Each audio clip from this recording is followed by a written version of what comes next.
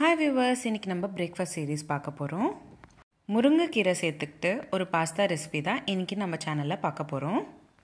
இந்த ரெசிபி பிரேக்ஃபாஸ்ட்க்கு மட்டும் இல்லாமல் கிட்ஸ் லஞ்ச் பாக்ஸ்க்கும் ஒரு பர்ஃபெக்ட் ஐடியாவாக இருக்கும்.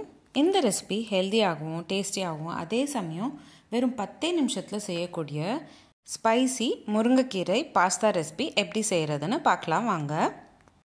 முதல்ல ஒரு கடாயில் 30 ml போல் எண்ணெய் சேர்த்துக்கிட்டு கூடவே 2 பெரிய சைஸ் வெங்காயம் நல்லா பொடிசாக கட் பண்ணிக்கிட்டு சேர்த்துக்கோங்க. வெங்காயம் நல்லா பொன்னிறமாக மாற வரைக்கும் வதக்கிக்கணும். 2 நிமிஷம் போல் வதக்கிட்டே இருந்தீங்கன்னா வெங்காயம்லாம் நல்லா வதங்கிடும். அடுத்ததாக நம்ம பாஸ்தா ரெசிபிக்கு தக்காளி சேர்த்துக்கணும். 2 பெரிய சைஸ் வெங்காயம் எடுத்துக்கிட்டிங்கன்னா 3 பெரிய சைஸ் தக்காளி சேர்த்துக்கணும். நான் இன்றைக்கி சொல்லக்கூடிய அளவு தாராளமாக 3 பேர் சாப்பிடக்கூடிய அளவு. உங்களுக்கு எவ்வளோ தேவையோ அளவெல்லாம் கம்மியாகவோ அதிகமாகவோ சேர்த்துக்கோங்க. இப்போது நம்ம தக்காளி சேர்த்துக்கலாம். 2 நிமிஷம் போல் நல்லா வதக்கிக்கணும். வெங்காயம் தக்காளியிலேருந்து எண்ணெய் பிரிஞ்சு வர வரைக்கும் நல்லா வதக்கிக்கணும். 150 கிராம் போல் பாஸ்தா வேக வச்சு தனியாக வச்சுருக்கேன். 3 பேருக்கு இந்த அளவே போதுமானது. இப்போது தக்காளியில் நல்லா வெந்தக்கப்புறம் நம்ம மசாலா தூள்லாம் சேர்த்துடலாம். 1/2 ஸ்பூன் உப்பு, 1/2 ஸ்பூன் மல்லித்தூள், 1/2 ஸ்பூன் கரம் மசாலா, 1/2 ஸ்பூன் மிளகுத்தூள், 1/2 ஸ்பூன் காரத்தூள், இது எல்லாத்தையும் சேர்த்துக்கிட்டு நல்லா ஒரு வாட்டி கலந்து விட்டுக்கோங்க. அடுத்ததாக நம்ம முருங்கைக்கீரை பொடி சேர்த்துக்கலாம். முருங்கைக்கீரை இலை நல்லா கழுவிட்டு ஃபேன் கீழே ஒரு 5 மணி நேரம் போல் காய வச்சேன். காய வச்ச முருங்கைக்கீரை இலையை நல்லா பவுடர் பண்ணிக்கிட்டிங்கன்னா அந்த பவுடர் நீங்கள் இந்த ரெசிபிக்கு 1 ஸ்பூன் சேர்த்துக்கலாம். 1 ஸ்பூன் அளவுக்கு சேர்த்துக்கிறேன். நல்லா ஒரு வாட்டி கலந்து விட்டுக்கோங்க. அடுத்ததாக நம்ம வேக வச்சுருக்கிற பாஸ்தா சேர்த்துக்கலாம்.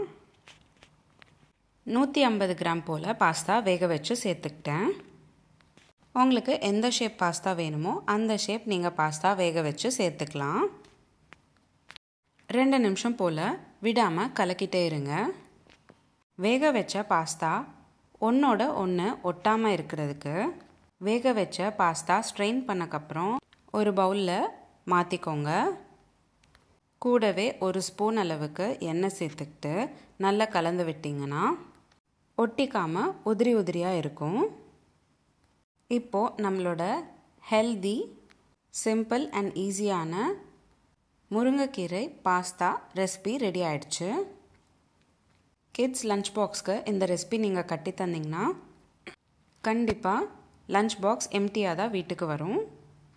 சின்னவங்கலேருந்து பெரியவங்க வரைக்கும் விரும்பி சாப்பிட்ற இந்த பாஸ்தா ரெசிபி நீங்களும் உங்கள் வீட்டில் கண்டிப்பாக ட்ரை பண்ணி பாருங்கள். நான் இன்றைக்கி இந்த பாஸ்தா ரெசிபிக்கு கோதுமை பாஸ்தா தான் சேர்த்துக்கிட்டேன். முருங்கைக்கீரையும் கோதுமையும் ரெண்டும் ஹெல்தி ஆப்ஷன் அப்படின்றதுனால கண்டிப்பாக ட்ரை பண்ணி பாருங்கள். உங்களுக்கு இந்த வீடியோ பிடிச்சிருந்தால் லைக் பண்ணுங்கள், ஷேர் பண்ணுங்கள். இதே மாதிரி டெய்லி ஒரு ரெசிபி பார்க்குறதுக்கு என்னோடய சேனல் சப்ஸ்கிரைப் பண்ணிக்கோங்க. இந்த ரெசிபி எப்படி இருந்ததுன்னு எனக்கு கமெண்ட் பாக்ஸில் கமெண்ட் பண்ணுங்கள். நீங்களும் உங்கள் வீட்டில் இந்த ரெசிபி ட்ரை பண்ணிங்கன்னா எப்படி இருந்ததுன்னு எனக்கு கமெண்ட் பாக்ஸில் கமெண்ட் பண்ணுங்கள். இதே மாதிரி நிறைய சீரீஸ் நம்மளோட சேனலில் போஸ்ட் பண்ணியிருக்கேன். லிங்க்ஸ் எல்லாமே டிஸ்கிரிப்ஷன் பாக்ஸில் உங்களுக்கு ஷேர் பண்ணுறேன். கண்டிப்பாக செக் பண்ணி பாருங்கள். Healthy cake series, healthy ice cream series, healthy milk shake series, healthy lunch box series, kids lunch box ideas, healthy laddus, healthy breakfast, healthy starter series அப்படின்னு நிறைய வகை நம்மளோட சேனலில் போஸ்ட் பண்ணியிருக்கேன். லிங்க்ஸ் எல்லாமே டிஸ்கிரிப்ஷன் பாக்ஸில் உங்களுக்கு ஷேர் பண்ணுறேன். மீண்டும் சந்திப்போம் ஒரு சுவையான ரெசிபியுடன். தேங்க்யூ.